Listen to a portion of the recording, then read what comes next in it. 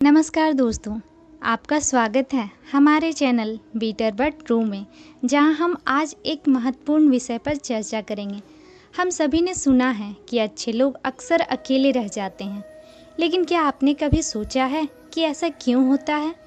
श्रीमद् भगवत गीता में भगवान श्री कृष्ण ने कई ऐसी बातें बताई हैं जो इस प्रश्न का उत्तर देने में हमारी मदद कर सकती हैं। आइए हम इस विषय को गहराई से समझने की कोशिश करते हैं। अध्याय 1, धर्म की राह पर अकेलापन। श्रीमद् भगवत गीता में अर्जुन जब धर्म और अधर्म के बीच द्वंद्व में उलझ जाते हैं तो भगवान श्री कृष्ण उन्हें सही मार्ग दिखाते हैं। धर्म की राह पर चलना आसान नहीं होता। अच्छे लोग जो धर्म और सत्य के मार्ग पर चलते हैं अक्सर समाज की सामान्य धारा से अलग हो जाते हैं। श्री कृष्ण ने कहा है कि धर्म की राह कठिन है, लेकिन यही सच्चा मार्ग है। अध्याय 2, आत्मानुभूति और मोक्ष की प्राप्ति। श्रीमद् भगवत गीता के अनुसार आत्मानुभूति और मोक्ष की प्राप्ति के लिए व्यक्ति को अपने अंदर की यात्रा करनी होती है। यह यात्रा अकेले ही करनी होती है, क्योंकि यह एक आंतरिक प्रक्रिया है। श्री कृष्ण कहते हैं कि जब व्यक्ति आत्मा की गहराइयों में जाता है तो उसे बाहरी दुनिया से मोह भंग हो जाता है। यह अकेलापन नहीं, बल्कि आत्मा की गहनता का अनुभव होता है। अध्याय 3, कर्तव्य और निष्काम कर्म। भगवान श्री कृष्ण ने निष्काम कर्म का सिद्धांत बताया है, जिसका अर्थ है कि हमें अपने कर्तव्यों का पालन बिना किसी फल की इच्छा के करना चाहिए। अच्छे लोग अक्सर इसी सिद्धांत का पालन करते हैं, लेकिन समाज में लोग अक्सर स्वार्थ और फल की इच्छा से प्रेरित होते हैं। इसलिए निष्काम कर्म करने वाले अच्छे लोग अक्सर समाज में अकेले रह जाते हैं। अध्याय 4, समाज का विरोध और आलोचना। श्रीमद् भगवत गीता में श्री कृष्ण ने कहा है कि जो लोग सत्य और धर्म के मार्ग पर चलते हैं उन्हें समाज का विरोध और आलोचना सहन करनी पड़ती है, क्योंकि सत्य कड़वा होता है और अधिकांश लोग इसे स्वीकार नहीं कर पाते। अच्छे लोग जो सत्य और न्याय की बात करते हैं समाज में अक्सर अकेले पड़ जाते हैं, क्योंकि उनके विचार और सिद्धांत सामान्य लोगों से अलग होते हैं। अध्याय 5, आत्मनिर्भरता और आत्मसंयम। अच्छे लोग आत्मनिर्भर होते हैं और आत्मसंयम का पालन करते हैं। श्रीमद् भगवत गीता में श्री कृष्ण ने आत्मसंयम और आत्मनिर्भरता की महत्ता पर जोर दिया है। आत्मसंयम और आत्मनिर्भरता के कारण अच्छे लोग बाहरी संसाधनों और लोगों पर निर्भर नहीं होते।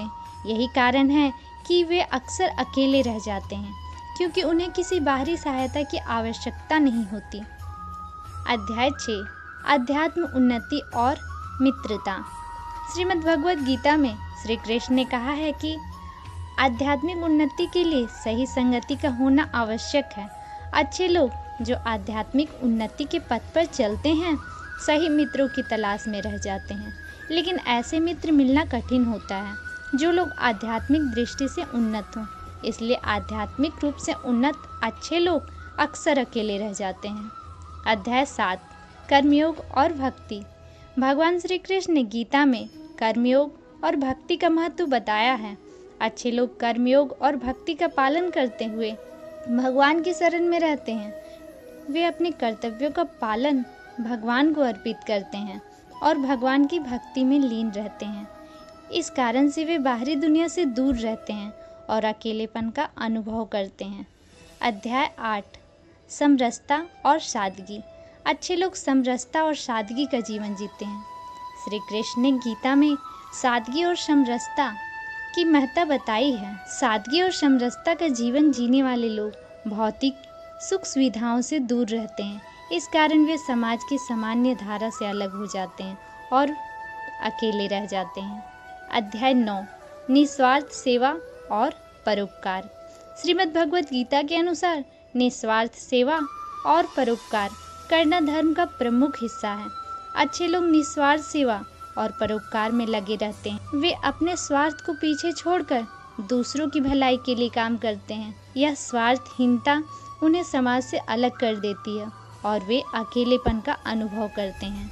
निष्कर्ष, अंत में हम कह सकते हैं कि श्रीमद् भगवत गीता के अनुसार अच्छे लोग इसलिए अकेले रह जाते हैं क्योंकि वे सत्य, धर्म, आत्मानुभूति, निष्काम कर्म, आत्मसंयम, आध्यात्मिक उन्नति, कर्मयोग, भक्ति, सादगी और निस्वार्थ सेवा के मार्ग पर चलते हैं। यह मार्ग कठिन और समाज की सामान्य धारा से अलग होता है, इसलिए अच्छे लोग अकेले रह जाते हैं, लेकिन यह अकेलापन उनका चुनाव होता है जिसे वे आत्मिक शांति और मोक्ष की प्राप्ति के लिए अपनाते हैं। अगर आपको यह वीडियो पसंद आया हो तो कृपया लाइक, शेयर और सब्सक्राइब करना ना भूलें। अपने विचार और सुझाव कमेंट बॉक्स में ज़रूर बताएं। धन्यवाद।